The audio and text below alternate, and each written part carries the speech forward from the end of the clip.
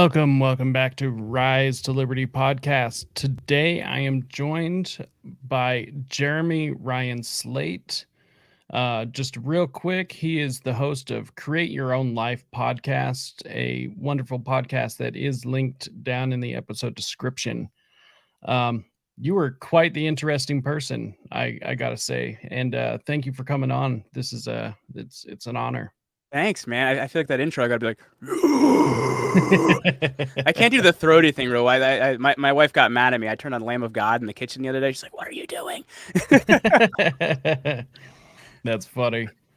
So one thing I wanted to jump into real quick, I saw in your bio that you have a master's degree in early Roman Empire propaganda. Yeah, What the hell is that? So I'm really interested in I don't know how to explain this, like, which is funny because I have a degree in it. So I studied I read an article way back. I'm trying to think of how many years ago now, but I read an article called Augustus at Actium, and Augustus, after the Battle of Actium, that's when he defeats Mark Antony, ends up laying before the sarcophagus of Mark Antony and praying to it, and then he proceeds to take the sarcophagus of Alexander. So then he takes this and then uses everything Alexander the Great did for many years to prove to other people, if you thought he was God, now I'm God. So I basically wrote a whole thesis on like the tools he used to basically brainwash people and convince them he was God. So how does that relate to today, in your opinion? If you look at it, so here's what's interesting, right? Like the thing that's interesting about like a deity is they demand praise in some way and they're totally unreachable. So if you look at kind of this modern like celebrity influencer culture, like celebrity influencers kind of become like our new gods in a lot of ways, because they deserve praise. They deserve, oh my gosh, can you believe it's the Kardashians? Like, look at how big those butts are. And like, but in some ways they're very unreachable, right? Like the regular person is never going to meet this person. And if they did, it would kind of be more of like a, as weird as this sounds, a spiritual experience for them. So to me, that's what's really happened is we're in this interesting position where what people would have looked at for, because we've become very secular in a lot of ways, would have looked at from like their gods and people like that. They've created beings like that for themselves that deserve praise. Does that make sense, or is that a little bit too esoteric? No. That definitely makes sense. So it's just like the existence of celebrities at all in the first place. Yes, that, and also like the whole like the whole economy of people also giving all this attention to politicians and people like that. Like they're no better than you, but they've managed to separate themselves from us and kind of create this holy image. Like, oh my gosh, can you believe that's XYZ person? And that separation is a lot of what makes us effective. Then, if that makes sense. Yeah. So it allows them to have this ability to pass down, opinions as though it's doctrine. Yeah, and two, like it's also like one of the big things that Augustus did is he used imagery of himself, like putting it on money, putting it in different places, doing pictures of himself like as Hercules and things like that, like taking kind of the human and the divine and mixing it. And we have not quite that, but we have some similar ideas to. Even people look at some of our politicians and think they've come down from God. And it's like, well, sorry to tell you this, man, they are actually a person, and they are probably flawed, but they also do similar things of like, they're on money, they're on these different things, they have trinkets to them.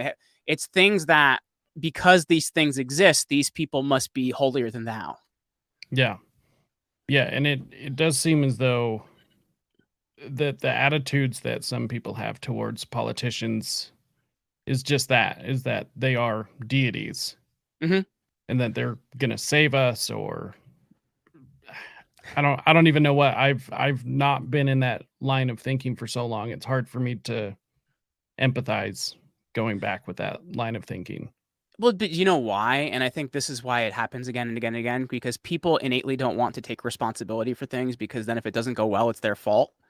And it goes right back to, well, if I pray to Augustus and he does it for me, well, Augustus saved me, or, it's his fault it didn't work out. It's the same thing with like, well, I voted for this person and I put them in office and they're going to save me, but why didn't they save me? And I think that's what it really comes down to, is our responsibility is actually for ourselves, and actually for our own existence. And I think many times, that's why, to me, the sanest viewpoint a lot of times is being a libertarian, because you take a lot more responsibility for things. But I guess you get where I'm going with this. Yeah. Yeah, it's self accountability, which seems to be like a modern day demon in society. Is That's how it's viewed. It's self accountability is just non-existent. Yeah, like did you ever read Atlas Shrugged? Oh yeah, Um, Atlas Shrugged, like literally one of my favorite books, and I read it like, I tried to do it once a year, but like life go so busy, man, because it's once every couple of years now. But you get new insight every time you read it. yeah, And one of the biggest, there's a phrase that keeps getting repeated again and again and again in the book, and it's this idea that, like, well, you can't blame me. I didn't do it. And that's exactly the situation we're in, right? Like, well, it's not my fault we're here. And people don't want to be innately responsible, because then the only person they have to blame is themselves, and that's kind of scary. yeah, yeah. I would have to agree. I think growing up, that was definitely one of the hardest things for me to get used to. Is everything I do is my fault. Whether that's good or bad, it's Right. entirely my choices, and nobody else's fault. Obviously, people do things to other people, but that's neither here nor there. That doesn't really affect you unless you let it. Yeah, well, but I think often, even a lack of preparation could be so. Like, a bad things happens to you, but why didn't you have backups? Why didn't you have these other things, or whatever it may be? Um, there's always a point of responsibility. Sometimes people can take too much, and sometimes people can take too little. But when you look at that scale, the person that takes more is always going to be in a better condition, right? Because they're not begging other people for their own survival. Yeah, yeah, I could see that. So one thing I wanted to let the listeners know is what side or what vein politically do you come from? Are you leaning towards? I would like to say vein, because I don't think it's literally left or Yeah, right. I think it's way more gray than that. yeah. I think it's tough, because I think the standard political spectrum is kind of BS. I kind of like G. Edward Griffin's version a little bit better, where on one end there's totalitarianism, and on the other end there's kind of everything else. And you know what I mean? Because it's like, Yeah, if you look at it, yeah, like, fascism can be very totalitarian, communism can be very totalitarian, like these other things can be that way. And as you go down the other way, it's quite different, right? Like, I think our standard political spectrum is kind of just BS, because if I look at it, yeah, I don't really fit on it. Like, do I vote Republican a lot of times? Sure, but I don't feel like I have, a choice sometimes. But I'm socially very liberal, but I'm fiscally very conservative, and that's the thing that matters the most to me, is how people are spending my money. yeah, So I don't know, man. I'm kind of hard to figure out in that way. I was registered independent for a while, but then you can't vote in a primary, so you really don't have a say. So it's where I often end up is on the right, though I'm probably more to the left than the right, which is kind of weird. yeah. So you get called right by the left and left by the right. Exactly, exactly. I'm Yeah, not, I'm not I'm not far enough right for the right, and I'm not far enough left for the left. yeah, yeah. That makes sense. I get that a lot as well. Obviously, for a political party, I lean libertarian, but I would say I'm small L, Mhm. which is funny because I'm deeply entrenched in my state libertarian party here. So for uh, for any purpose, anyone would look at that and be like, "Oh, you're big L." No, Yeah. I'm not. Um, Well, I like to me, I like somebody look more like Dave Smith, who's kind of the type of libertarian I like. I don't know if you're familiar with yeah. Dave. Oh yeah. Yeah. He's great. I really like him. I know there's a lot of people in the party that don't at all. Hmm. And it's like, well, like it or not, he's one of the great libertarian uh, messengers at this time. So, like it or don't. Yeah. I feel like the modern political spectrum really is just BS, because it doesn't describe something that even exists anymore too. Because like I'm a big fan of Robert F. Kennedy Jr. Yeah, But he would technically he's on the left, but then the left hates him. So it's like, what do you even do with this? You know what I mean? Like, it's just, it's the spectrum makes no sense to me. Yeah, I do think there is a black and white of whether you're for control, you're for slavery, Yes. or you're for freedom. And I Yes. do think that right there is black or white. And it's just in what degree are you for whatever end of the spectrum. Bingo. Can I cuss on your show? Is that allowed? Yeah, go Okay. for it. George W. Bush scares the shit out of me. Obama scares the shit out of me. You know what I mean? Like these guys like that, like whenever they call something really nice, like a bill, be afraid of it. The Patriot Act. Like if they come up with something called the Loving America Bill, man, I am terrified. So like, but it's everything kind of gives more power to, the intelligence states and all these different things. I got a chance to chat with General Michael Flynn the other day, who most of his life was a Democrat. And then kind of is Republican because nobody else will have him at this point. And if you look at it, like he was talking about, like the world has changed so much since 9/11 because we've become kind of this, like I think people use the word deep state and it's kind of like a freaky term and it scares people. But what it actually means is kind of the people that get in a career position and stay there because they're longer than the administration. So you have that along with kind of this like technocratic world that's coming up. So it's just people that are for that I don't like. Is kind of my viewpoint on that.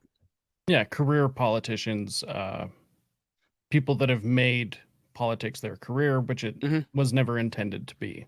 Yeah. That's I don't know. Those I'm with you. Those people absolutely terrify me. To me, it seems as though if you are in that position for a career, then you have alternative motives. Well, and it's you don't get to be president by not having an ego the size of Montana, man. Like it just doesn't happen. Do you know what I mean? Like you have to think like you're God's gift to man to want to be president. I don't care who you are. So like, you don't get in that position by having an ego or by not having an ego. So that's something I'd be concerned with. But if you look at it, like George Washington had a very interesting viewpoint on public service in terms of government service. And one of the things that he wanted in the Bill of Rights that didn't make it there was congressional representation. And I'm going to butcher the numbers on this, so I apologize. But I think what it's currently at is it's like one representative for every 750,000 people in Congress. And what George Washington wanted is he wanted one person for every 30,000 people. Now, we have to make Washington a whole lot bigger because there'd be a whole lot more bodies there, but it would be more like jury duty. And because of that, they'd agree on nothing and nothing would get done and it would be amazing. Yeah.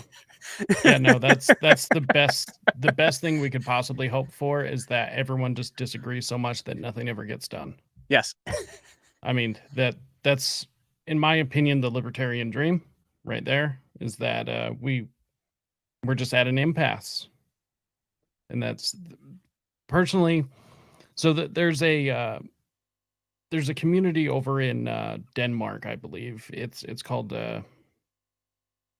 I can't remember the name of the community, but it's basically an anarchist community, and that's basically how they run. Anything that ever gets done in the community, literally every single person has a say, which means that anything that does get done takes a very long time because everyone has to agree on it. And at which point it slows the things that are undesirable because even if one person disagrees, then it can't move forward. Mm-hmm. It's that's bad and it's good because the issue with that is I feel like I don't want to sound like a jerk, but I feel like there's some people that shouldn't be voting on things. Do you know what I mean? Completely agree. Like I have some friends that are like, "Oh, dude, I love you, but like, oof, I don't know if I ever want you deciding what happens to my kids." And I think that's when you look at it like what we're supposed to be as a country, but we're not anymore. Like we ceased to be around 1913 is a constitutional republic, right? You vote people in that hopefully represent your thoughts. And if they don't, you get them out, right? Like, but what we've become, which is really interesting. So I have this, I've had this idea that if you look at kind of the scale of the life cycle of a republic kind of being the highest ideal, if you look at Plato's version, and it kind of disintegrates to direct democracy. Direct democracy can then disintegrate to oligarchy, and oligarchy eventually disintegrates to like a monarchy or a dictatorship, right? Like it always kind of comes back to one person being in charge. And to me, the ideal place to be is a representative republic. We're not there anymore, because even democracy has the ability to be exclusionary, right? Because the top group or the people that get the most votes can just push out the other people. And what really happened is, in my opinion, the turning point of this from changing from a republic to a direct democracy was 1913. Because you look at what happened that year. Before that time, you kept 100% of the money you made. Income tax started that year. You have the 17th Amendment passed, which means the Senate doesn't matter, right? Because now people are voting for the Senate and Congress. So it's like, what's the point? The states have no representation. And, oh gosh, what was the third thing? There was another thing that happened that year, which wasn't so good. The Federal Reserve. There we go. That's a really bad one. So like we kind of lost control of like what our country was at that point. And that, at least that's my viewpoint of like kind of how we got here. Yeah. I would say that it's definitely 1913 was definitely like the turning point Yeah. where it's like a hard left or a hard right, however you want to view it. Definitely took a turn for the worst. My personal opinion is it started with Lincoln. I could see I that. mean, he instituted the first federal income tax And suspended habeas corpus, that's bad. Silenced journalists and anyone who was critical of him. There was a lot of really terrible things. So personally, I think it started with him, but I would agree that 1913 is where it really took that hard U-turn away from anything that this country was supposed to be. Yeah, because if you look at it too, like whether you agree with why the Civil War happened or why you don't, they were just like, hey, so like we don't agree with you guys, so we're leaving. And he's like, no, you're not. Like at the same time, the federal government, I think, then really superseded states, right? Because the states are only here because they decided to give some power to the federal government. And at that point in time, I do think we became more of a very federalist system. Yeah, well, and nowadays, like, the only reason the drinking age is 21 is because all states agree with it, whereas in each state could actually make up their own mind on how they would want to address that. Yeah. But yet they receive funding from the federal government to be able to keep it at 21.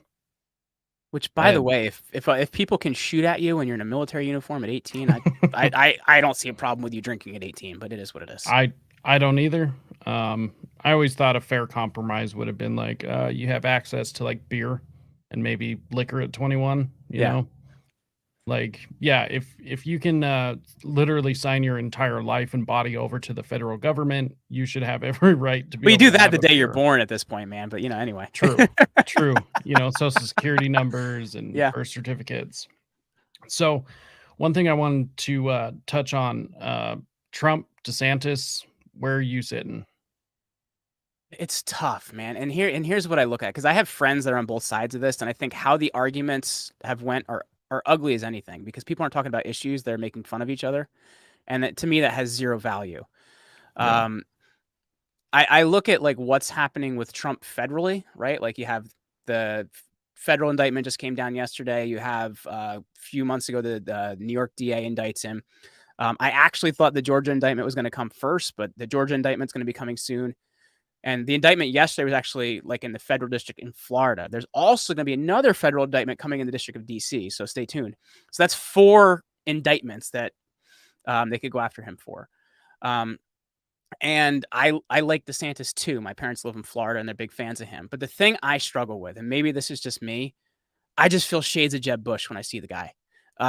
And I'm also not Donald Trump's biggest fan, though, because he's brash and he's a bowling ball and he's everything else. So it's like, if it were down to me, I'd pick Vivek Ramaswamy. I love the guy. I think he's really smart. I think he's really brilliant, but I just don't know that he can kind of pull enough of the voting base to do that.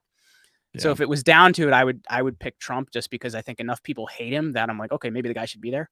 But I just don't like the fracture right now.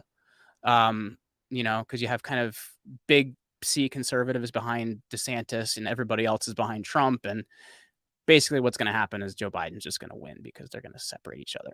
That's my opinion. Yeah, and just split the vote. Yeah. So, I mean, from a political strategy outlook, I think it's really bad for DeSantis to be pushing for president right now. Mm-hmm. I mean, strategically speaking, fall for vice president, and then we could get another 8 years of DeSantis after Trump. Well, But that's the thing, man. It's like you can get 4 years now, maybe, or 8 years definitely. Do you get what I'm saying? Like, yeah, be his VP, be his dude, and then eventually you'll just kind of like take the mantle. yeah, it doesn't make sense to me. I mean, maybe just pure ego, but it doesn't make sense to me to push so hard for president right this minute. It's you also have to look at like the political consultants behind him, and that are Yeah, making a lot of money, and they're looking at, maybe this is their only shot to do this. yeah, So, writing on the who's in his COVID ear? thing. Yeah, from what I can see, it seems as though he hasn't surrounded himself with the best of people, which also seems to be Trump's problem. Yeah. Um, Yeah, that's so been my I issue with don't like know. if Trump got elected again, it's like, man, I would really want him to like you're supposed to be the people that knows the guy that knows people, right? Like the you're Yeah, fired guy. And instead, like, John Bolton, really? Come on, man. Or of all people. John Bolton? Come on. It's like Victoria Newland, how is she still around? That woman terrifies Yeah, me. Like like like you know what I mean? Like the lady lit Ukraine on fire 10 years ago, and we're still letting her be in a government office. yeah. So like to me, like if he's really going to drain the swamp, like you got to pick better people, dude. But it's the same thing with DeSantis, right? Like some of the people that are surrounding him concern me because, Paul Ryan and people like that, they're conservative ink, man. They're big C conservative. Ronna McDaniel, oh dear God. So it's just like, This is the problem I've always had with Republicans, which is why I'm not a Republican. Is it seems as though that there are a lot of people within the party that surround themselves with the Republican celebrities that definitely aren't Republicans. You know, the rhinos. I guess I don't really like using that term, but I can't think of anything else to call them. yeah. But it's like Mitch McConnell. Like, really? You can't even take care of the corruption in your own party. What makes me think that you can do anything for the country? hmm Well, you look at a guy like Charlie Crist, right? Yeah. Charlie Crist was Republican of Florida, or was Republican governor of Florida, and he ran as a Democrat this time. It's like if you believe what you believe so much, how do you flip that easy just to get a job? Yeah. And here's like, I have an issue with the Republican Party, uh, not the Republican voting base. I'm in the Although, same boat. I do think that the Republican voting base has been betrayed so many times. I don't understand the loyalty. hmm Yeah, and Um, that's I had a conversation with somebody not long ago about this because I feel like the thing that's strange about the GOP, like the GOP like seems to hate the people that vote for them. I don't get it actually. It makes no sense to me. yeah. And you have people like I apologize if you like this guy, but you have people like Sean Hannity out there that if he could figure out how to make money being a Democrat, he'd do it. You know what I mean? It's Oh just yeah. like I just feel like it's all an act to be famous or to get attention or to do whatever. But instead of like, how do we like fix this thing? Because things don't feel so good right now. You know what I mean? Like, how Yeah. do we get back to where we're supposed to be? Well, and that's why I was always drawn towards the Libertarian Party. Yeah. Which granted, I have my own qualms with the party itself, um, because I see the outlook. It's like as a as a Republican would look at the Libertarian Party, just being like, well, you know, I'm already in this. I'm voting. Why would I vote for third party? Because you're not offering anything different, really. So I might as well just stick with the same uh, with the same party. So I see why people wouldn't want to go libertarian, but to keep doing the same thing over and over. And I mean, you brought up Bush. Well, the Ugh. Republicans had the presidency, had the House, had the Senate, had everything, had the intelligence community all wrapped up into one, hmm and everything just got worse. Yeah. Have you ever read any Jim Mars? No. Okay, Jim Mars, rest in peace, one of my favorite authors. He kind of looks at secret societies and looks at a lot of the wheels of government and stuff like that. And he has a word that he calls George W. Bush. So he says in Texas, there's this thing people do where when they think they're funny, they take a turtle, they put him on top of a fence post, because there's no freaking way a turtle can get on top of a fence post. So he calls George Bush a post turtle. You don't know how he got there, but you just want to help the poor creature down. That's actually really funny. Yeah, I would say that's spot on. That is really funny. This is why I don't understand Republican voters, though. They see these people, they know these things, and yet they still just keep coming back for more. It's It's the two-party system, though, and that's the problem. The problem is, like, you should be able to vote for a third party, and they should have a chance. Do you know what I mean? Like, it's you should be able to vote for a third party and should have a chance. Like, our system is set up. This is, George Washington warned us against political parties, because what happens is, there was a book that Glenn Beck wrote a bunch of years ago called The Overton Window. And the Overton Window, it comes from, I forget the guy's name. Bernays, was it Edward Bernays? But anyway, the Overton Window is you take two extremes and you grab something in the middle. It's still pretty darn extreme, but you're going to pick it because it's not as bad as the thing on either side. And that's exactly what the two-party system does. It continually pushes us towards something that's extreme, but because it's not as bad as one or the other, we pick it. And that's we need a third, a fourth, maybe even a fifth party so people can actually choose something that matters to them. Yeah. So I actually ran for office here in the state of Utah. Oh, cool. And I see why people don't run for office. It's a nightmare. It's not fun. But one thing I ran on a very radical platform just to shift that Overton window. One of my number one platform was to abolish government involvement in schooling, period. Yes. That's it. Get rid of the Department of Education, man. Yeah, well, not even that, just state involvement as well, all of it. Now, at the time, there was a lot of people that heard that thought like, whoa, that's pretty radical. Now, on the other side of this, I say the same things, and a lot of people are like, that's not that crazy of an idea now. Well, and this is the thing that COVID did for us, right? Like COVID actually, because the kids came home from school, we got to see what they were actually doing at school. We're homeschooling. I'm terrified of public schools. Yeah. Because I was somebody that barely survived them. So it's like they find the people that are smart, they find the people that are intelligent, they find the people that won't stay in line, and they persecute them. And I think that's what's really like our school system. Dude, that is one of the things I'm most passionate about, like actually burning to the ground, because it's based on the Austro-Hungarian model of, turning out soldiers and people that work in factories, which is kind of mixed with the Industrial Revolution when it was created. And it's not really set up to create people that think outside of the box, that can start a business, that can do these different things. Instead, it sets you up to go get a job. But if there's no people to create jobs, how do you get one? From the person that didn't go to school. That's how. But and so I think to me, like we're homeschooling. I think our education system, if we're going to have it at all, needs a major overhaul.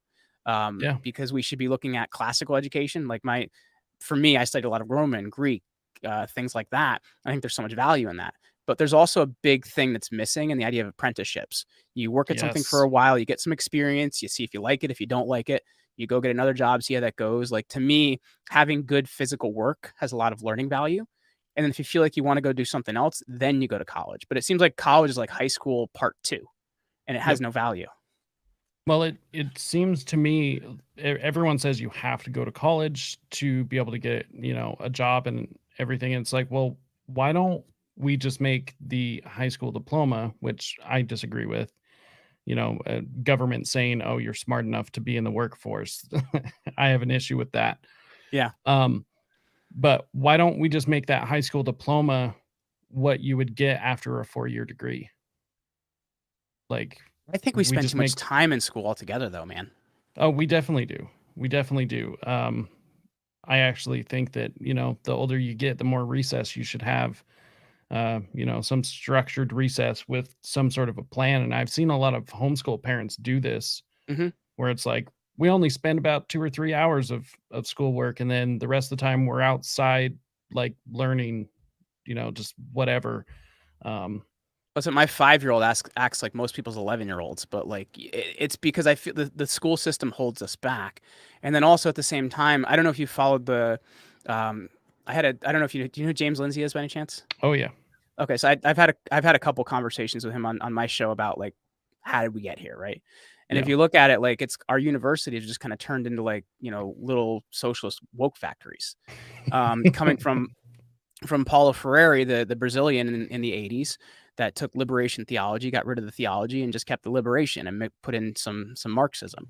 And because of that, they took over the colleges of education. Colleges of education turn out woke teachers. Woke teachers take over the schools. Schools are worthless now. So it's like, to me, it's like I know how we got here now, and that's what terrifies me about allowing my kids to go into it. Yeah. Well, and it just seems completely pointless. We pushed a couple of generations through college saying this is what you need to be successful. Well, the more college degrees there are, the less they're worth. Mm-hmm. So it just I am wholeheartedly behind the trades, apprenticeships. I'm behind people just not, going to school at all.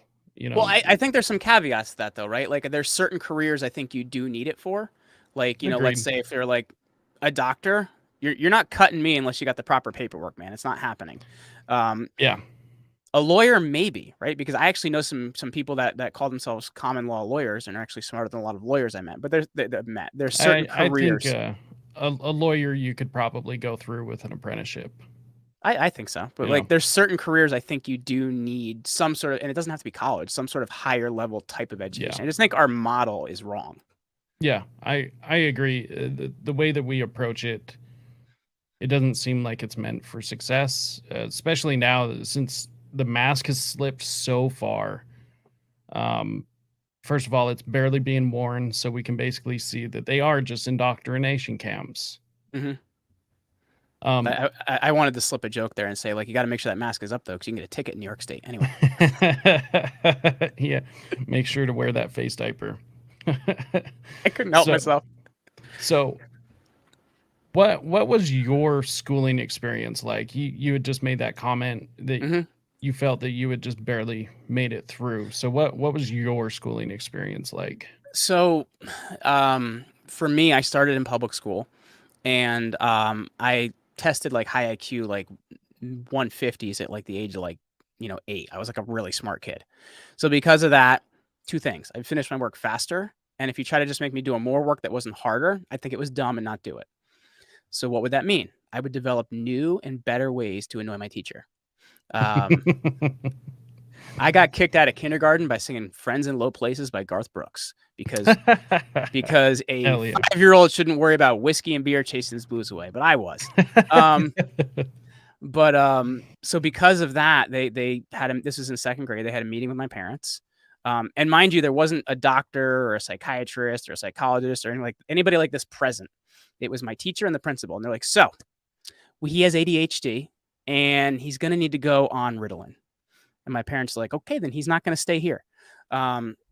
So my parents ended up putting me in Catholic school at that point in time.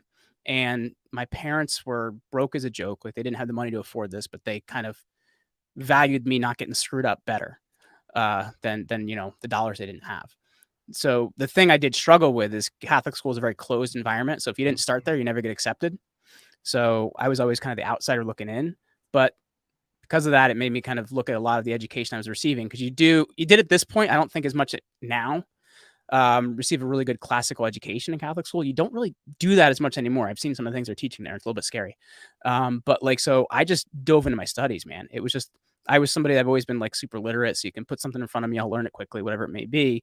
I'm an individualized learner. So for me, I wasn't accepted in the groups. I just learned. Yeah. So ultimately, would you say that due to the more, I guess, less state-sponsored education, would you feel that actually benefited you in the long big run time. to where you are now? Big time. The thing I would say is I don't know if it's that way for everybody. It worked for me because I'm self-motivated, right? Like, I'm the weird kid, right, reading Tom Clancy at 9 years old. So so just because of my personality and putting me in that situation, I think I was able to work well with that.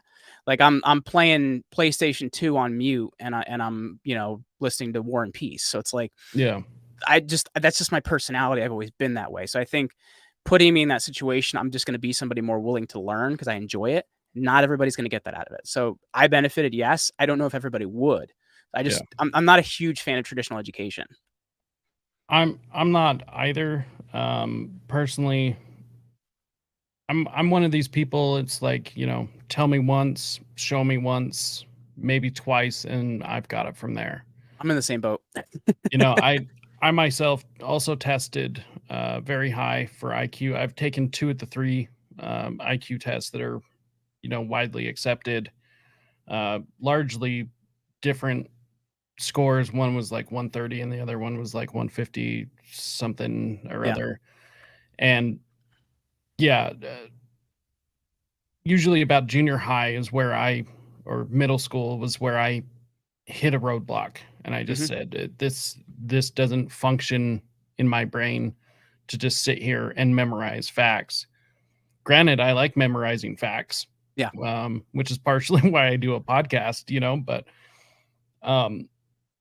for education, it was never, it just never worked for me. And then, the social aspect was just terrible, absolutely terrible for me. Yeah. Yeah, I will say the fact that I was kind of like never accepted into the group made me have to like learn other skills, right? Yeah. It's and I also had to mature at an early age because it was like, all right, if all these other things kids do don't matter, then I can just be an adult, whatever. Yeah. So like, it also made me have to kind of work things out better. So you're a father. And how many kids do you have? I have 2. 2? Congratulations, by the way. Thank you. Thank you. I'm overwhelmed by estrogen in my house, though. I will say that. It's not always the worst thing, but the only male in my house are my 2 roosters and then my pig who's been neutered. So it's kind of like we're in trouble here. Yeah, I bet it does get overwhelming every now and then. So what was the decision for you to homeschool other than, the obvious, your kids go to school and turn into gay communists? It was actually exactly that. I did not want my kids to turn into gay communists. My wife was on the same Fair page, enough. and we're like, you know what? I think I can avoid that. And I'm like, okay, then we're in good shape. So that was it, for me. That was actually the major thing is that the political environment scares the hell out of me right now. I know, like I say that in jest, but the political environment scares the shit out of me right now. Yeah. So it's like at the same time, like I want my kids to be who they are, right? I don't want somebody to tell them who they are, or give them an idea, or start showing their private parts to them when they're in kindergarten. Like, you know what I mean? It just it terrifies me that like our school system has like become comfortable with like grooming kids for pedophilia. Like it's like a really kind of scary thing what you see out there. And I just don't want to put my kids in that environment. And I want them to learn. And at the same time, the thing I look at is I remember my own experience, right? This isn't to toot my own horn, but I was a smart kid. And what happens is a lot of times those are the kids that get singled out. And so the school system was hard on me because of that. My kids are probably smarter than I was. So they're going to be in a rougher position than I was. I don't want to do that to them. So to me, that's what I look at is I want them to have wonderful childhoods, wonderful adult lives. And I just don't see the school system providing that for them. So one thing I always hear about homeschool from the critics, it's like, oh, well, your kids aren't, going to be the same. They're going to be socially different. And it's like, yeah, that's the point. I was just going to say, that's the point. They're not like your kids. Isn't that great? Yeah, exactly. It's like my kids aren't going to have all these social and emotional issues by the time they're teenagers. And then that carries over into adulthood. I had somebody say this to me once and I was literally like, yes, that's the point. Yeah. Yeah. It's actually wonderful. I recommend it highly. And the look on the face though, when the person received that communication, they're like, whoa, okay. I guess this conversation's over. I'm going to walk that way now. Yeah. So here in Utah, we actually just had What part of Utah are you in, by the way? Northern Utah. So I spent a lot of time in St. George. I've actually never been in Northern Utah. I recommend it up here anytime. We'll keep in touch, and anytime you make it out over here, I'll show you around gorgeous part of the country. I'm about 40 minutes north of Salt Lake. Okay. So Salt Lake is just, a liberal hellhole. That's unfair. I do like Salt Lake, but I'm a big there's skier, so I've always wanted to, but we just never gotten a chance to. well, anytime you get a chance, I'll take you up here to some of the local spots because there's some gorgeous areas up here. So, Cool. but recently we had a like a school voucher program made available, um, and it was a massive step towards school choice. And what was interesting was the critics of it. Obviously, a lot of teachers Mm-hmm. um, involved in the teachers union. They kept coming out saying, that this is really bad for teachers and, this affects low income people. And it's like, well, none of that's true.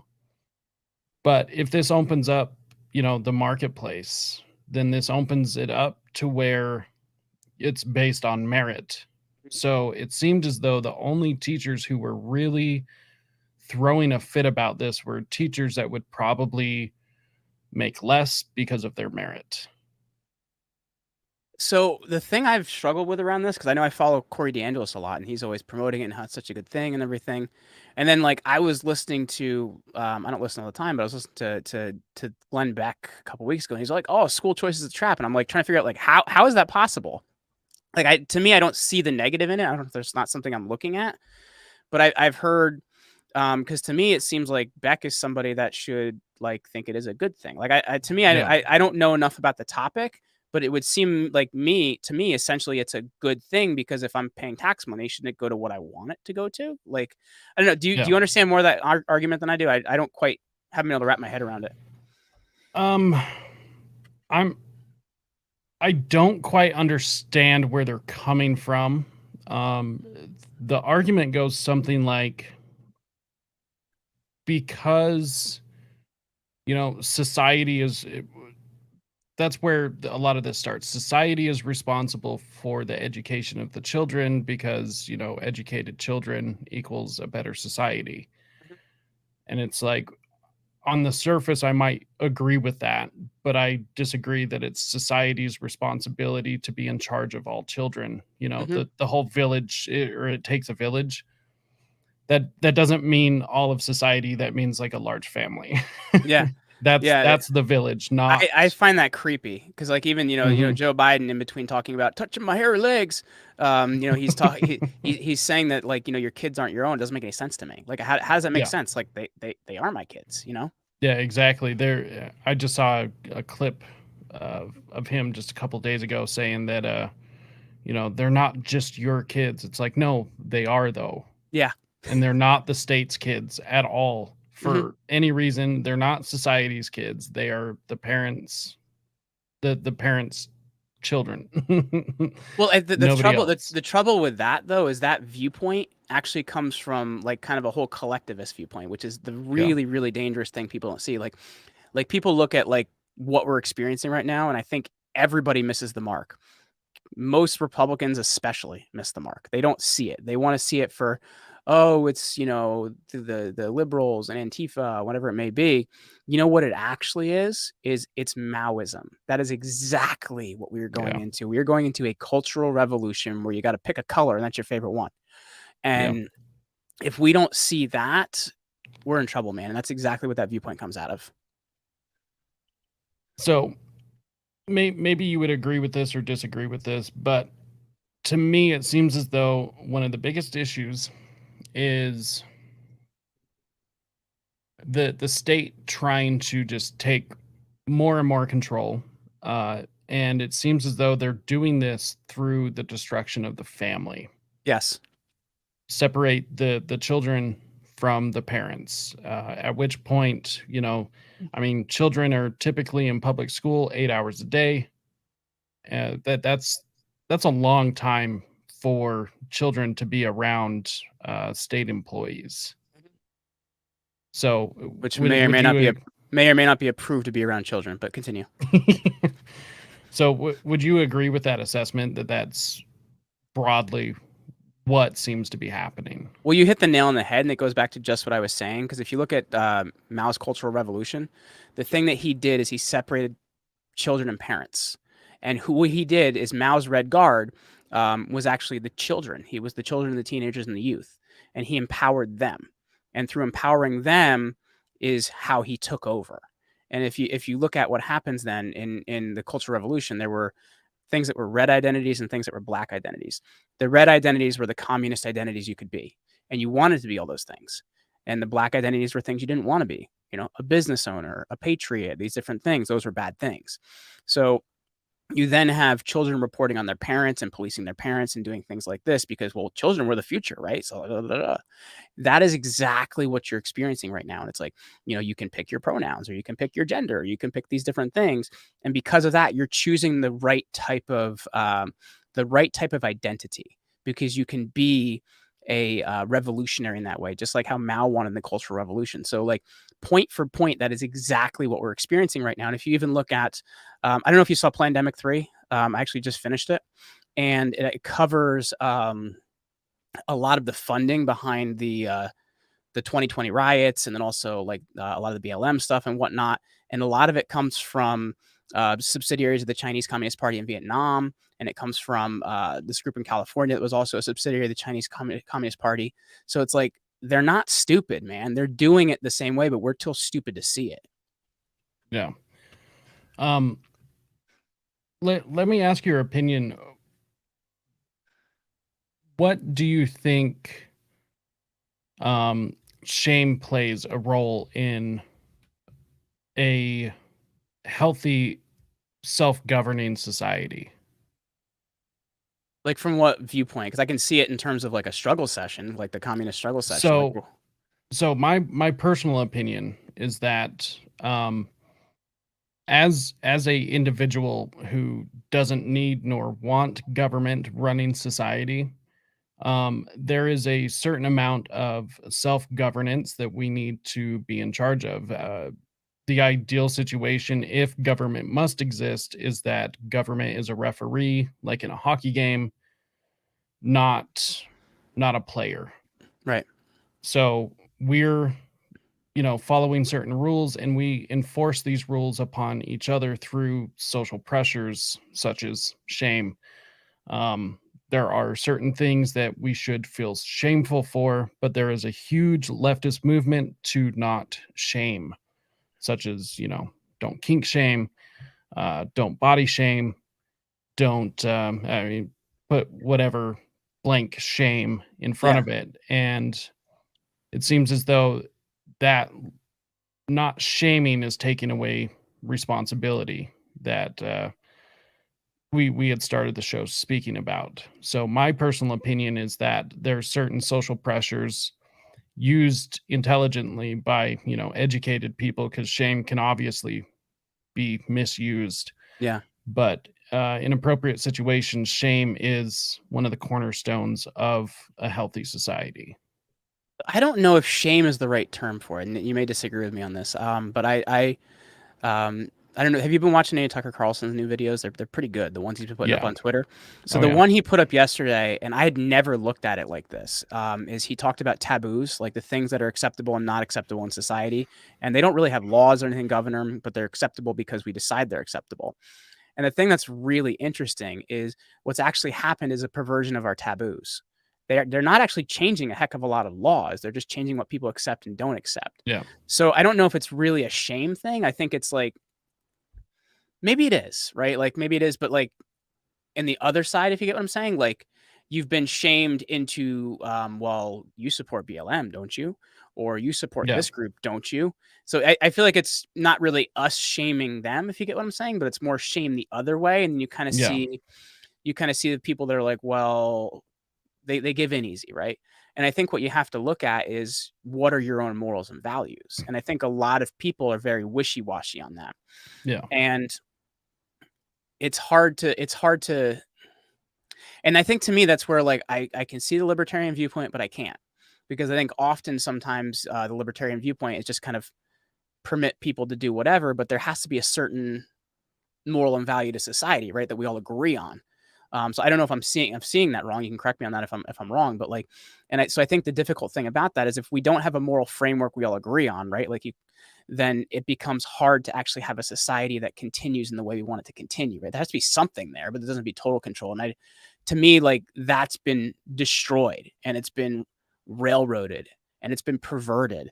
And the fact that pedophilia and some of these things have become so acceptable scares the hell out of me. Oh yeah. So it's just, to me, we've gone down this long and slippery slope, and no laws have really changed. That's the weird part about it. Yeah. So this is actually something I battle with in the libertarian thought realm quite a bit. Is there's this idea that, well, that's somebody else's life, it doesn't affect me. But it does. Exactly.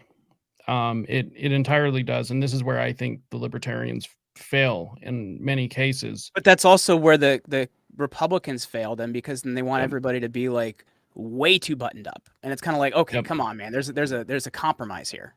Well, I see the Republicans wanting to you know, put all these social pressures into law, and you can't do that. No. These are things that you can't legislate against. Now, I obviously you can't force somebody to make a certain decision through the threat of force. That's immoral. Correct. But you have these social pressures, such as you be a good father and you stay in the home and raise your children, and it's shameful to not. Correct. And so you would shame a person who doesn't do those things. Um, that's a social pressure, and a healthy social pressure, in my opinion. And that doesn't mean that obviously you use the threat of force of government to come in and force a man to stay in his home. Well, But if he I does think Hungary leave, gets it right, though. Like, have you noticed what Hungary's been doing a lot recently? uh, So Hungary has realized that a lot of what we're seeing is kind of the degradation of society. So their president's actually a really interesting guy, and his name escapes me suddenly. Viktor Orban. And what they've actually done is they've created a lot of policy around, like, tax breaks and things like that for families that stay together or have more than, 2 kids. Or so, like, I don't know if maybe we shouldn't shame but reward people that, like, do what we look for. Do you get what I'm saying? Like, it's not really a yeah. law, but it's like a tax break would be wonderful, or lower loan rates and things like that would be great. So, like, maybe we incentivize in different ways rather than, like, punishing, if that makes sense. I don't know if I that's at mean, least how I look at it. I'm for the abolition of all taxes, but Hey, I'm with you, man. you But know, if we got to live within the current system, then let's at least do true. something a little better. Um, and that is the other side of this, is people work off of incentives, period. Mhm. Like, even if it's completely selfless, it's entirely motivated by incentive. It's just up to the individual about what incentive means the most, or drives them. Yeah. Now, I this is kind of where I push back with libertarians, and why I think we failed so much as politically, is because what we are offering, and I think this is where libertarians get it wrong, because in my opinion, the actual libertarian position is self-governance, Mhm. which means it is on us to be able to run society, which means we stick up for morality. Yeah. It's the whole point. I Yeah. mean, we just don't believe in governmental force for most things. Now, there are certain things that we might have to use a collective force for, but that would be such a sparing one-off situation. Pedophilia, for one, I'm okay with state force being used against pedophiles. Yeah. It's kind of However, creepy. yeah, right. However, it's the question of how does that get organized? How does that get used effectively? Because then it can always, if it exists, it can has the potential for abuse. Um, It can but be so tough to get to, like, pick a political party, man. Like, it yeah, really can. Because I even look at, like, and I don't know if you're going to disagree with me on this one, but, like, I'm a pro life within reason, right? Because I think there's certain reasons that maybe we should consider otherwise. Like, if a woman is going to die versus having a child, well, I think they have a choice there. And because if there's no yeah, mother to take care of the kid, like, that sucks for the kid too. Like, so it's like, but the Republican Party would say, "How dare you?" And I'm like, but can we use a little common sense, guys? But anyway. yeah, pro-life to the extreme, and I get it. I do think that, abortion at any point, regardless of how understandable it is murder for what it is. Mhm. However, I do believe that there are exceptions. Um, like you had pointed out, if it kills the mother, then you know, It's like it's gonna hurt the family then too, you know what I mean? It's like it's yeah, so tough because it's like we should do everything we can to save both people. And but always, like but like when you get to 9 months and somebody are like, "Oh, I should have a right to abort my children." I'm like, "That's crazy. That's just taking no responsibility for what you've created." So it's anyway. well, I'll tell Sorry you, to open a can of worms at you at this point in the conversation, man. well, I'm actually this seems pretty harsh, but I'm actually pro-abortion. The reason why conservatives aren't the ones having abortions, so the liberals can go ahead and kill off their voting base. It's not me. Well, that's what Tim Pool talks about. He goes, "That's fine. There'll be nobody to vote for him in 5 years." Yeah, exactly. Like obviously, once again, I can't tell people not to, or I can tell them not to, but I can't use government force to stop them. Well, that's why Roe v. Wade coming back, I think, was correct because it's Yep, if anything, it's a states' rights issue, if anything. But like, agreed. it's not a federal issue. Like they took several laws that had nothing to do with each other and tried to kind of Yep. put them together and make like a Megatron or something and say, "Oh, this works." Yeah. I mean, I I can't think of too many things that actually are federal issues. Hmm. Well, Um, that's like even when they did the town hall and they said to Trump, would you support a federal abortion ban? And he wouldn't tell them yes because the correct response is not to say yes because it's not a federal issue. yeah. States get to decide, man. Yeah, exactly. And if you don't like whatever that state decides, move. Yeah. We get 50 little experiments about how to run a government. And if you don't like one, then move somewhere or get involved and change it. I mean, Well, those are your two options well, you guys in Utah are doing a better job here than we are in New Jersey, man. Like I'm in about some ready cases. to abandon ship. So Well, we over here in Utah would be more than willing to accept you guys. Um, we we just don't care too much for Californians. I So don't think many people do. So there are some people in California we wouldn't mind having. However, most of the people that move here are ones that we don't want. Don't California my Utah. But there's definitely I think on many fronts we are doing very well, and then there's other things that I'm not too comfortable with. The relationship that our governor has with Israel makes me uncomfortable. A little too friendly. Same with DeSantis too. It's like it's fine to obviously have allies in other places, but when there's loyalties, mm, you should be loyal to your own country first. Like that's what it comes down to. yeah, the people you were elected to, help lead, I think is your first loyalty, and if it's not, then we should call into question of why you're even in that office in the first place. Let's if you want to fix the debt ceiling problem, just cut all the foreign aid. We'll be in good shape, man. Yep. And all foreign aid to Israel, I am okay with that, along with Ukraine. So it's not our business. Yeah.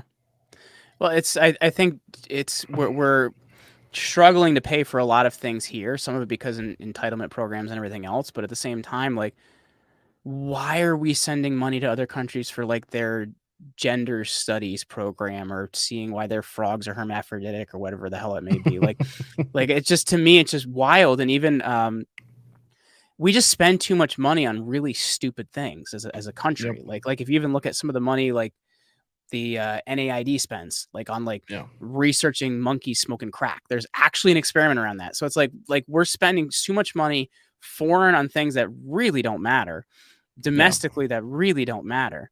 It's like we could fix all this stuff pretty quickly if we just stop spending like drunken sailors. I completely agree. So that is one thing I do um I do want to ask you about Yeah. because Monkey if, smoking crack? yes, of course, because this is a libertarian show after no, I'm just kidding.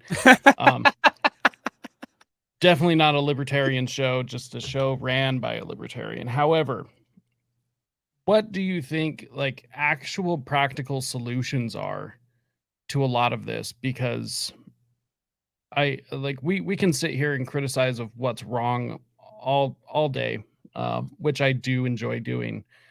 However, like for instance, what are some practical steps that you have taken to be able to help your family?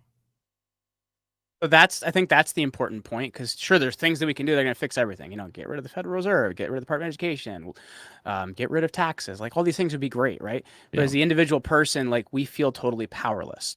So to me, the area that you have power is your family, right? Like, are you feeding them right? We have our own chickens here. We do a lot of our own food. We make a lot of our own bread, so we're providing for our family a lot that way. We do education at home, so if I'm making sure that my kids get religion from me and morals and values from me and those things instilled from my family, like that's another thing I can do. We're also extremely involved in our community, and I think that's important too. When you can be involved in your little sphere and take responsibility for where you are, and enough people do that, that's what it comes down to.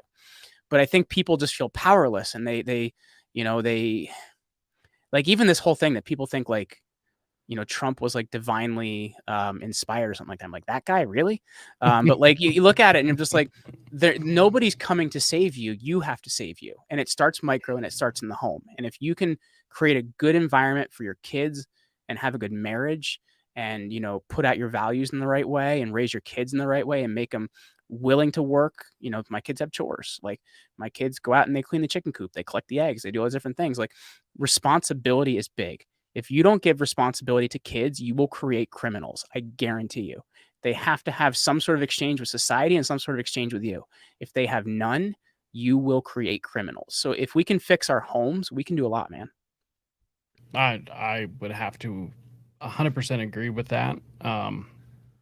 There's a theory that we could end war um, by ending abuse in the home. I don't know if I 100% agree with that. I feel like we'd have less of them. But I think you're still going to have, like, 2% of people are just really bad. Like, you're gonna have your crazies out there. But I think most people are pretty good. Like, so I do agree with you to some extent. I would agree. And how effective ending all war would that be? I'm not entirely sure, but I think that the more we ended child abuse, whether that's physical, emotional, sexual, whatever, Sure. um, that would lead to a lot better situations for people. Oh, And absolutely. I don't think that these naturally bad people would be able to raise or be raised to such positions of power like they're so easily able to now. I think it would Um, be a lot better. I think you're still going to have your one-offs here and there. You're like, oof, where'd that guy come from? yeah, well, and I think having those more connected communities, you would be able to find those people a lot quicker. Hmm. Um, because I think that's one issue that we face now is when communities were a lot more tight knit, we were able to be like, "Oh, there's something off about that person." Yes. And now And then we we would we don't. would take them and we put them on a scale and weigh them against a duck. Um, and if they weren't the right weight, then they were a witch. Push them off a cliff and see if they fly. Sorry, I can't help my Monty Python references. Yeah.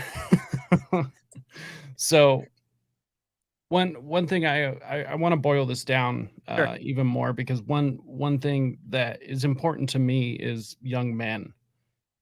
What do you think, in your opinion, young men could do for themselves to make a better world? Because it all starts with them. I feel like that's tough because I have young girls. Like, I have two of them. You know what I mean? Like, I have two daughters. I'm absolutely outweighed. I guess I can look at what my parents expected of me, because I like to feel like, I'm a pretty good guy for the most part. Um, you know, hold the door for people. We went to Dairy Queen yesterday, and there was a lady struggling to get out of her car. And I said, "Ma'am, do you need help?" Most people would just look at her and laugh at her. So, like, I think it's really, number one, treating others the way you want to be treated, taking responsibility, taking care of your family. Because I think there's this whole idea of, like, toxic masculinity now, right? Like, oh, toxic masculinity. And sure, there's some guys on Instagram that are like, they take it way too far. Like, fuck you, I'm a guy. And it's like, okay, that's a little too far. But I think like you look at it and, a real man respects women. A real man provides for his family. A real man would risk his own life to protect his children.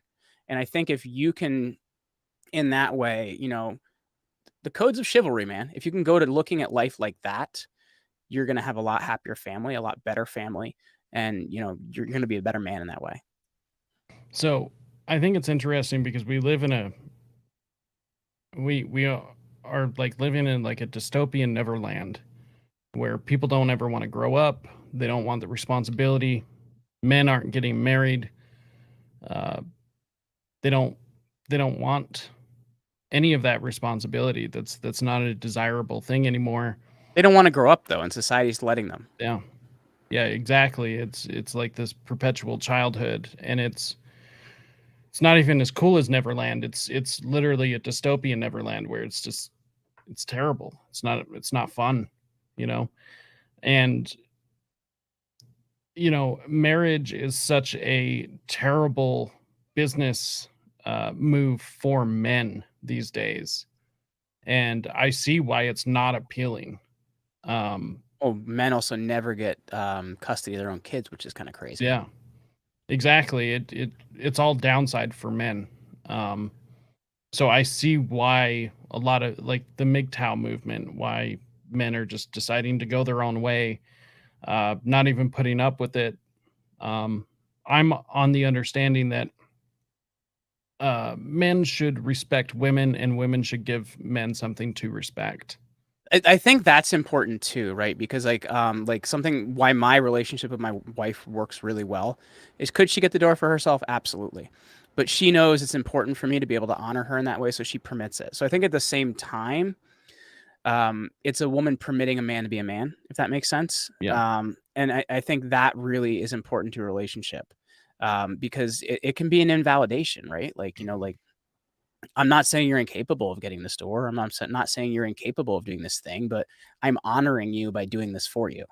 Right. Yeah. So I think at the same time, that's, I think, one of the things that feminism got wrong is, genders are different, man. They're different and they're stronger in different ways and weaker in different ways. And, the nurturing of a mother could never come from a man. And that's an incredible thing that comes from a mother.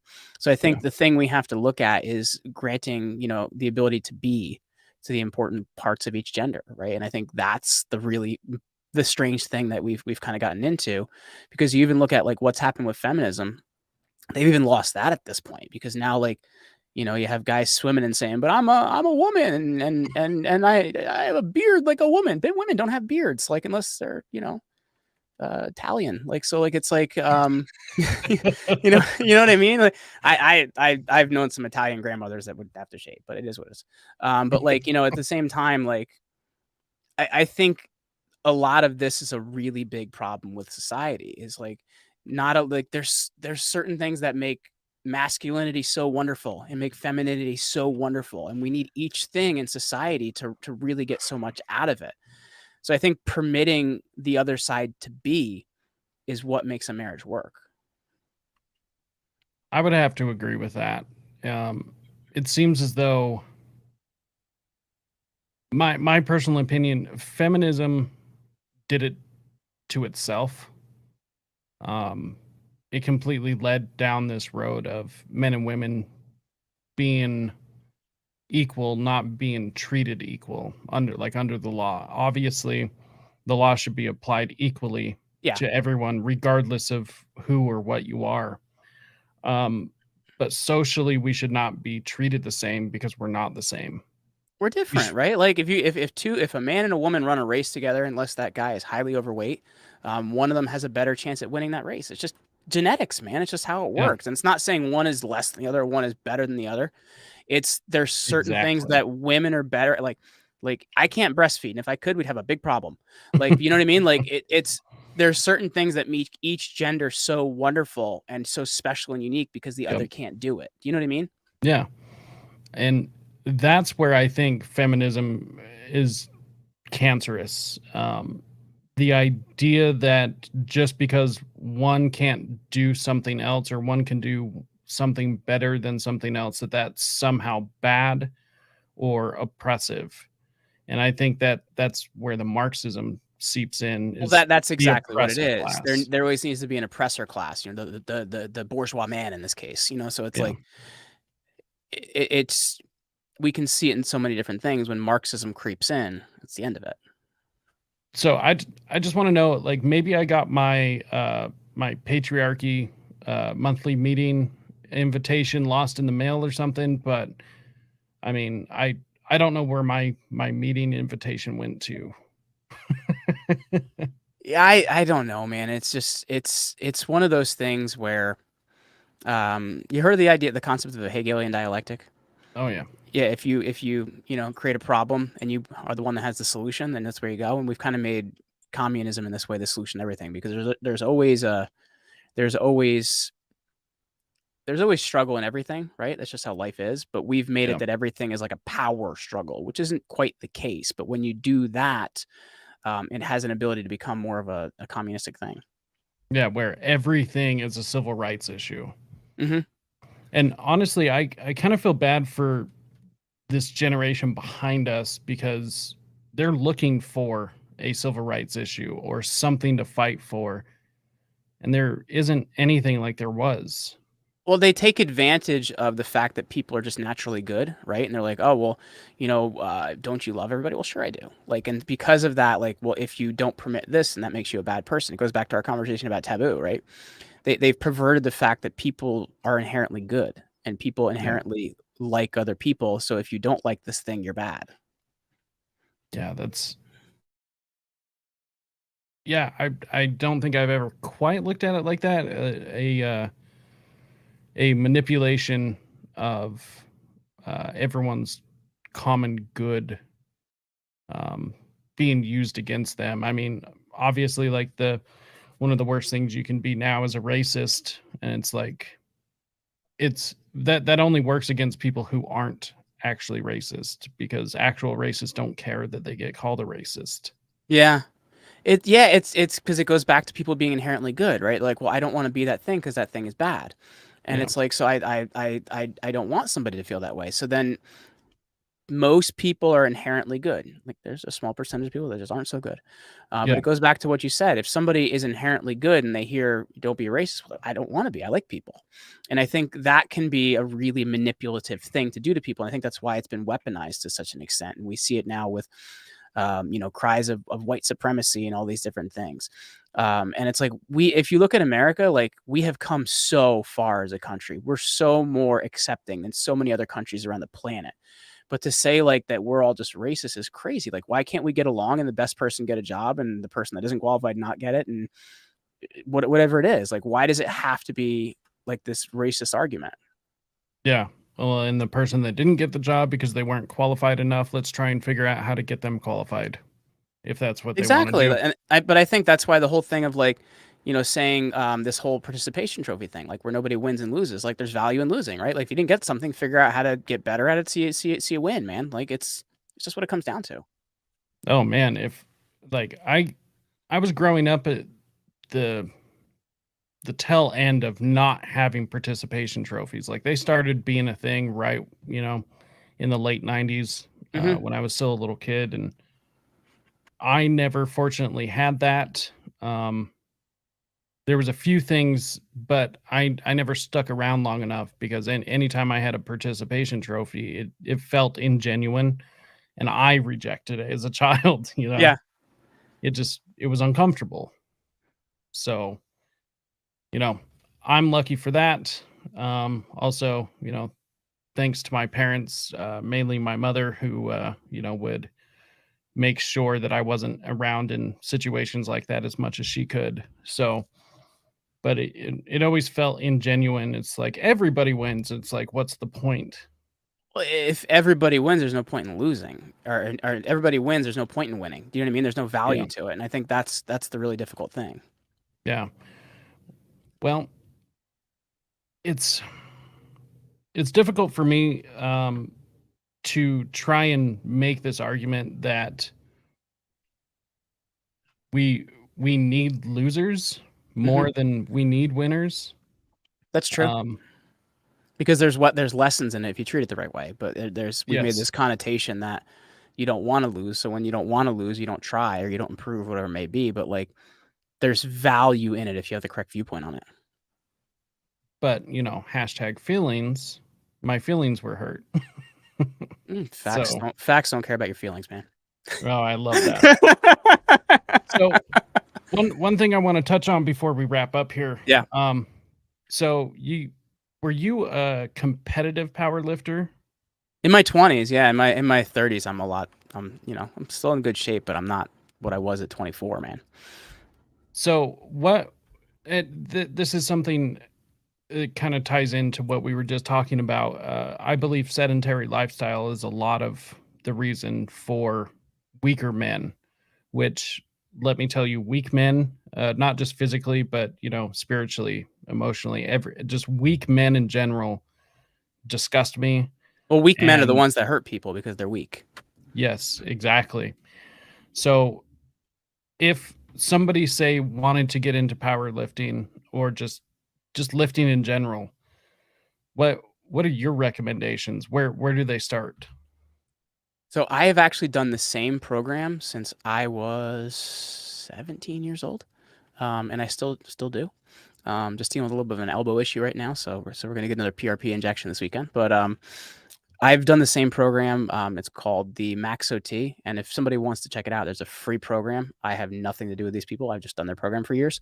AST-SS.com. They have a free 12-week program in the Max OT. So what I do is my workouts are 35 minutes maximum, and I do 4 to 6 reps per 8 to 12 working sets for a workout, and I'm doing about 80% of my max in every rep. But you have a kind of these weird warm ups they teach you to do leading up to it. And for me, I was able to go from, I wrestled 140 pounds. I was always a skinny guy, and I'm only 5'7" too, so I'm not a big guy. But I competed at 217 at that with at 8% body fat. So like it took me a Hell lot yeah. of years of getting there, but it's what I like to call linear progression. So I think everybody's like, oh, I want to get strong and do it fast. Well, number one, that's how you get hurt because your joints can't accumulate that fast. But linear progression is if you can get 5 pounds stronger or 2.5 pounds stronger every 1 to 2 weeks, if you compound that over years, you're going to get really strong. So that's how I did it. Is I just did the same program for years. I would kind of substitute German volume training in between too when my body got tired. So that's 10 sets of 10 of like 30% of your max. So by the Mhm. time you get to those final reps, it's like destroying you. But for me, that's how I did it, man. I was at my peak. I was like 24, 25. And I'm 5'7". I was 217.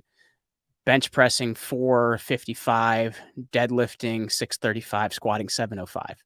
Wow. I also pulled an 80,000-pound army tank in the back of an 18-wheeler. But like Nice. that's the kind of stuff I was doing then. But there's no secret, man. It's just consistently doing the same thing for years. And I think people just want to like, jump up and get strong.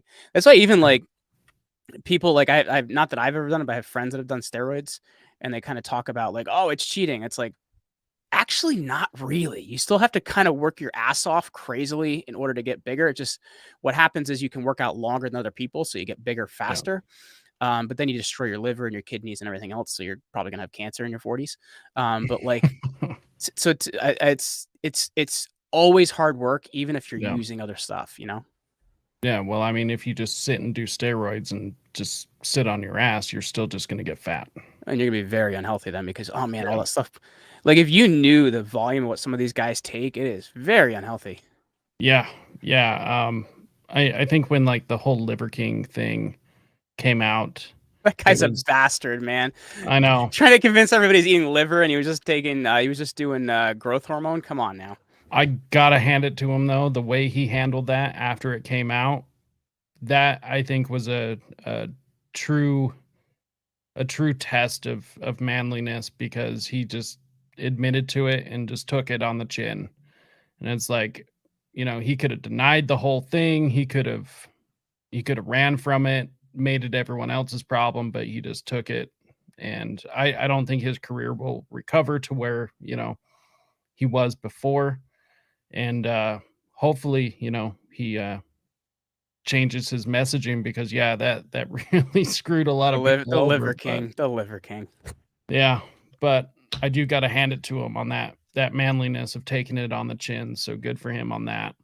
Hey, I'm a Um, big fan of the Raw Egg Nationalist. I don't know if you've ever read any of the Raw Egg Nationalist I about haven't. what things to do with raw eggs that actually increase your testosterone naturally, it's a very valuable way to like the right supplements and the right nutrition. You can actually do better and not have to worry about like getting cancers and things in your body that shouldn't Yeah, be there because you're injecting all this stuff. that's actually one thing I wanted to ask you about. Just last thing was Yeah. exactly what do you recommend nutritionally? Now, obviously, it's going to be way different for everyone, but just some basics. Oh, first, this is not medical device, so please don't, or medical advice, so please don't sue me. So I do a lot of raw eggs now, as I said, but that's because I raise the chickens, right? If you're getting eggs at the store, do not do raw egg things. You will get salmonella and you will get very sick and possibly die. I've used to do a lot of whole food sources I used to do a lot of like supplementation for protein. I do raw eggs several times a day now for protein because what happens is when you cook that protein, you denature it, which means that the protein actually has less value. So for me, that's what I do. Also, I'm a ratio eater. What I mean is like my ratios are kind of like when I'm looking at a plate, I look at things as like a fifth, and 3/5 of what I eat is going to be a carbohydrate, and then you're going to have a fifth is a protein and a fifth is actually a fat because we don't do enough fat. So Yeah. that's for me. Like I've always kind of been pretty simple about it. Like, do I have a carb? Do I have the right protein? Do I have the right fat? People can get really minutia, and of course, I did in my younger years where I was weighing everything, but I feel better now. I'm healthier now. I can fit in normal clothes. I also run like a mile every morning, like not because I'm trying to break any land speed records, but just because it's good for your heart. Oh man, I hate running. I Like get I bored, but love I'm usually cardio. that's why I do a mile because it's like I can't really do much more than that and not be bored.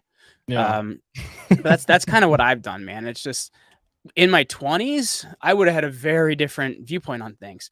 Yeah. I did used to use this pre-workout called Jacked 3D, and it had this stimulant in it called 1,3-dimethylanolene, and you had these out of body experiences where you feel like a Greek god working out. And the FDA eventually banned it. The FDA eventually banned it because people were cutting it with cocaine before their workouts. Oh So geez. yeah, so this shit was crazy. So like I would do that, and I would do 300 grams of protein, which meant I like nobody could sit in the same room with me because I smelled like a freaking raw egg. So it's like what I look at in my mid to late 30s is very different than my viewpoint in my 20s, and I will Yeah. tell you, I feel healthier in my mid to late 30s. That's funny. I've actually heard that from a lot of people within the health and nutrition industry, and also just people who take their health seriously as they kind of mellowed out and took things kind of chilled out, that they felt a lot better.